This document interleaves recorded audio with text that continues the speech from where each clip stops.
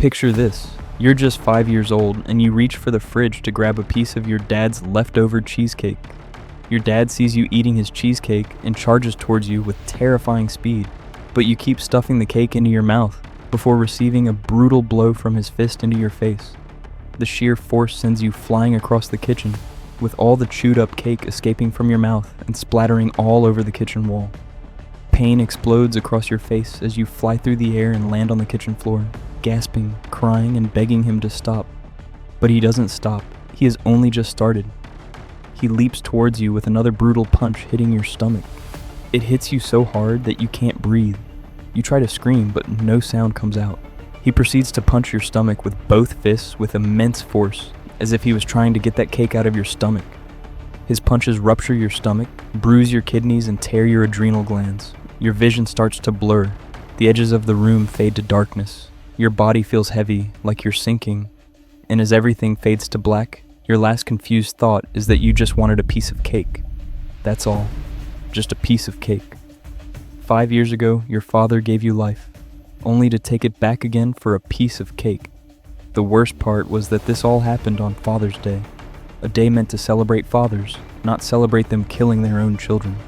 This was the terrifying story of how 30-year-old Travis Stackhouse beat his 5-year-old son to death over a slice of cheesecake.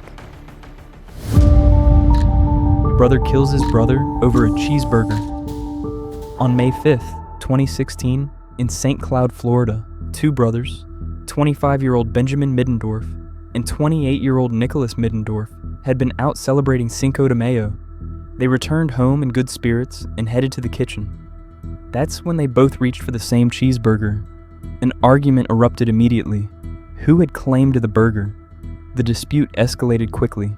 According to reports, Benjamin had been dealing with ongoing teasing from his older brother Nicholas, and this cheeseburger incident became the final straw. Benjamin, fed up and enraged, grabbed a 9mm handgun. As Nicholas stood in the kitchen, probably still arguing about the burger, Benjamin raised the gun and fired a single shot directly into his brother's chest. Nicholas collapsed. Their mother, hearing the gunshot, ran into the kitchen and found her son bleeding on the floor. She frantically called 911. On that call, Benjamin immediately confessed. His voice was filled with horror at what he'd just done. "We were in a fight and I grabbed a gun and I shot him. I'm so sorry," he told the dispatcher. Nicholas was pronounced dead at the scene. Benjamin was charged with murder. A cheeseburger, one cheeseburger, and a brother was dead. Brother kills his brother over a t-shirt.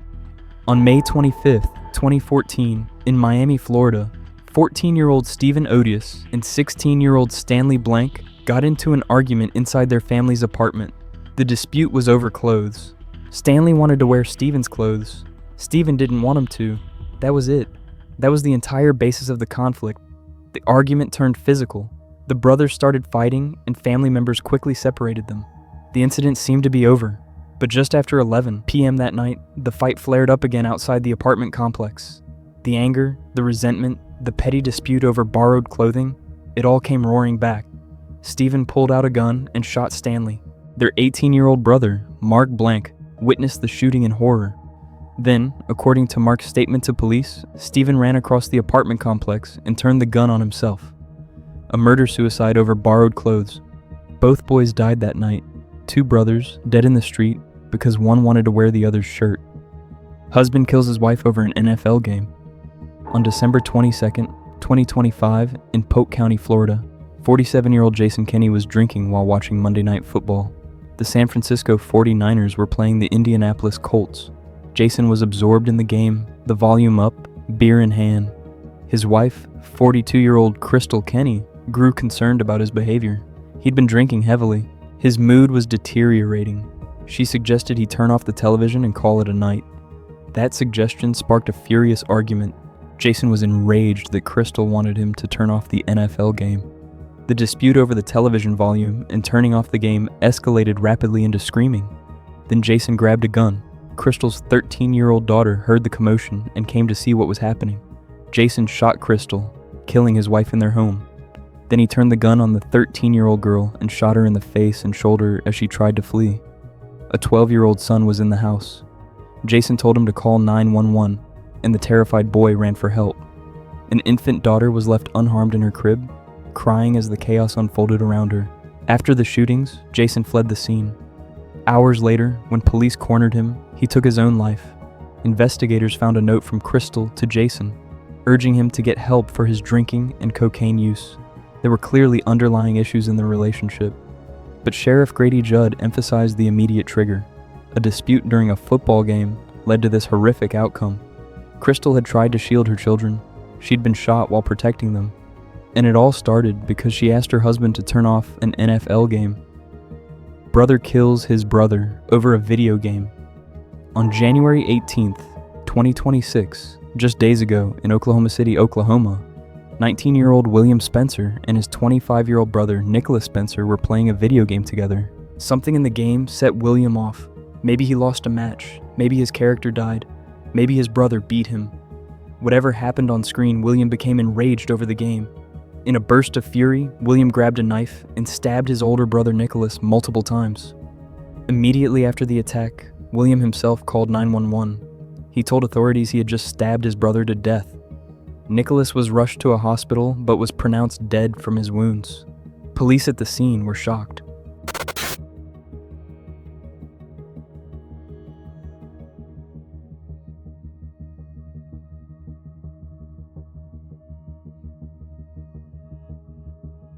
As one officer noted, two brothers were playing video games. One became enraged over the game and simply stabbed him to death.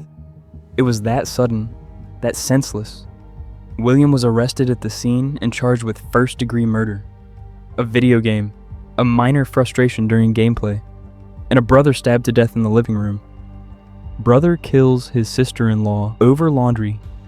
On May 16th, 2021, a Sunday morning in the Portsmouth neighborhood of Portland, Oregon, 25-year-old Shane Fennell got into an argument with his brother, Jordan Arb, over laundry, a petty spat about doing the washing. Shane became increasingly agitated during the argument. At one point, he threw a potted plant at Jordan. Jordan's wife, 29-year-old Alexandra Arb Bloodgood, was sitting nearby on the back patio. She probably thought the argument would blow over, just brothers bickering about chores. Instead, Shane retrieved a revolver. And as the conflict escalated, Shane aimed the gun and fatally shot Alexandra in the back of the head at close range. Alexandra died instantly. She wasn't even directly involved in the argument. She was collateral damage in a dispute over laundry. Shane immediately expressed remorse when police arrived. "I did a horrible thing," he told them. He was arrested and charged with second-degree murder and unlawful weapon use. The police affidavit described it as a trivial argument that spiraled into violence. Alexandra R. Bloodgood died because her brother-in-law got mad about washing clothes. Son kills his father over a dinner plate. On January 19th, 2025, in Melbourne, Florida, 19-year-old Julian Welch Beto was getting himself a plate of dinner in the family kitchen. His father, 45-year-old Francis Welch, watched him and made a comment. Julian didn't deserve to have the food because he wasn't working. Julian ignored the remark and continued making his plate. An argument ensued, with Francis criticizing his son and Julian defending himself. As Julian walked toward his bedroom with the plate of food, Francis shoved him. Julian retaliated. He put his father in a headlock and punched him in the ribs multiple times. They both fell to the floor, struggling. Francis's fiancée broke up the fight. Both men separated. Initially, Francis seemed only mildly hurt. He got up, appeared to be okay, just shaken and bruised. But minutes later, Francis lost consciousness and collapsed. The punches to his ribs had caused catastrophic internal damage.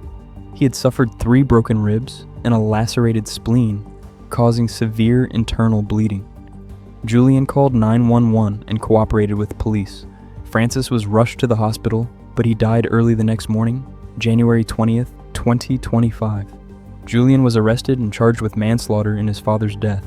What began as a heated exchange over a simple dinner plate tragically ended a life. Husband kills his wife over a pancake. On December 10th, 2023, in Washington, D.C., 85-year-old Stephen Schwartz was recovering from a stroke. His wife, 81-year-old Sharon Schwartz, was trying to help him regain weight and strength. That morning, she made him pancakes, hoping he could eat and get back to his previous weight of 180 pounds. Stephen agreed to try eating a pancake, but he couldn't do it. His body, still recovering from the stroke, wouldn't cooperate. Sharon grew frustrated. After 40 years of marriage, caring for her husband, trying to help him heal, she snapped in that moment of exhaustion and threw the plate against the wall. Stephen's response was to grab a carving knife. He later claimed his intention was to kill himself. Instead, he stabbed Sharon in the back. Neighbors heard screaming and tumbling coming from the couple's duplex-style apartment. They contacted Sharon's 2 sons and asked them to do a welfare check. When one of the sons arrived, he found his mother lying against the front door, conscious but struggling to breathe. The son questioned Stephen, his stepfather, about what happened. Stephen admitted to stabbing Sharon and himself. The son took the knife from Stephen's possession and called 911 as Stephen headed upstairs. When police arrived around 3:40 p.m., they discovered Stephen in the living room, on his knees, with a second knife in his hands. Officers tried to de-escalate the situation, but Stephen used both hands to stab himself in the abdomen, forcing officers to use a stun gun to disarm him. Stephen and Sharon were both taken to a local hospital. Sharon was pronounced dead a short time later due to stab wounds that punctured both her heart and her left lung. Stephen later told investigators that he and Sharon had been married for 40 years, that he loved her, and that he prayed the killing was a delusion. He was charged with second-degree murder while armed. 40 years of marriage ended over pancakes. Brother kills his sister over Christmas presents. On December 24th, 2023, Christmas Eve in Largo, Florida, 23-year-old Abrielle Baldwin was getting ready to celebrate the holidays with her family at her grandmother's house. Earlier that day, the family had gone Christmas shopping together, including Abrielle's 2 younger brothers, aged 14 and 15. But what should have been a joyful trip turned sour in the store. The 14-year-old became intensely jealous. He was convinced that his 15-year-old brother was getting more gifts from their mother. Right there in the store, a family spat erupted over the perceived inequality in presents. The argument was heated, but seemed to pass. They finished shopping and headed to their grandmother's house for Christmas Eve dinner. But the 14-year-old's rage hadn't subsided. It had only been simmering, growing hotter with each passing hour. That evening, as the family gathered, the anger exploded. The 14-year-old suddenly brandished a pistol and threatened to shoot his older brother in the head over the gift dispute. Abrielle, holding her 11-month-old son in her arms, immediately tried to defuse the terrifying situation. She stepped between her brothers, pleading with the 14-year-old to stop, telling him, "It's Christmas." Her words were meant to bring peace. Instead, they redirected his murderous rage. In an instant, the 14-year-old turned the gun on Abrielle and shot her in the chest at point-blank range while she held her baby. The infant was right there in her arms as the bullet tore through her. The 15-year-old brother, seeing his sister shot, grabbed another gun that was in the house and shot the 14-year-old in the stomach to stop him from firing again. Chaos erupted. Abrielle collapsed, bleeding heavily, still clutching her infant son. Both teenage brothers were wounded. The family called 911 in absolute panic. Abrielle died from her gunshot wound. The 14-year-old survived after surgery. The baby, miraculously, was physically unharmed. The 14-year-old was charged with first-degree murder for killing his sister, along with other offenses. The 15-year-old was charged with attempted murder for shooting his younger brother. Authorities emphasized how astonishing and tragic it was that a quarrel over gift jealousy on Christmas Eve ended in a sister's death and a family completely destroyed. All because a teenage boy thought his brother got more Christmas presents. Nephew kills his uncle over a TV. On July the 5th, 2025, in Escambia County, Florida, 27-year-old O'Neal Thompson got into an argument with his uncle over a television set. The uncle had given Thompson a TV, but a dispute arose about it while they were at a residence together. The disagreement became physical. Voices raised, shoving started. And then Thompson pulled out a gun during the scuffle. He shot his uncle once during the heated exchange. The wounded uncle was rushed to a hospital where he was later pronounced dead. Thompson fled on foot but was caught by deputies nearby and taken into custody. He now faces homicide charges for killing his uncle over a television. Husband kills his wife with a TV remote. In March 2009, in Euston, London, 46-year-old Paul Harvey and his 48-year-old wife, Gloria Laguna, had been drinking and arguing. The couple was bickering over finances, specifically related to Harvey's maintenance payments for a child from a previous relationship. The argument was petty, the kind of domestic spat that happens in millions of households. Harvey grew irritated. In a moment of anger, he grabbed the TV remote control and hurled it at his wife. A thrown remote. It should have been nothing, maybe a bruise, maybe not even that. But Gloria had an eggshell-thin weak spot in her skull from a congenital condition that neither of them knew about. The thrown remote struck the back of her head at that exact vulnerable spot, causing a fatal brain hemorrhage. Gloria collapsed. There was only a small bruise visible, nothing that seemed life-threatening. She was taken to the hospital, but overnight, she suffered a subarachnoid hemorrhage and died the next morning. Harvey immediately called emergency services in tears. "I threw the remote at her. I think I've killed my wife," he confessed. He was later convicted of manslaughter. The judge noted how throwing a hard object such as a remote was irresponsible and dangerous, even if Harvey hadn't intended such dire consequences. A trivial marital tiff, a thrown TV remote, and a wife dead by mourning purely by misfortune and anger-fueled impulse. These deaths all share a common thread. Families torn apart by arguments so petty, so trivial, so utterly meaningless that in any other circumstance they would be forgotten by dinner time. These weren't crimes of passion over betrayal or greed. These were explosions of rage over nothing, and they left families destroyed, lives ended, and survivors asking the same question over and over: how did it come to this? The answer's always the same. Someone couldn't let it go. Someone had to win the argument. Someone grabbed a weapon instead of walking away. And someone died over something that didn't matter at all.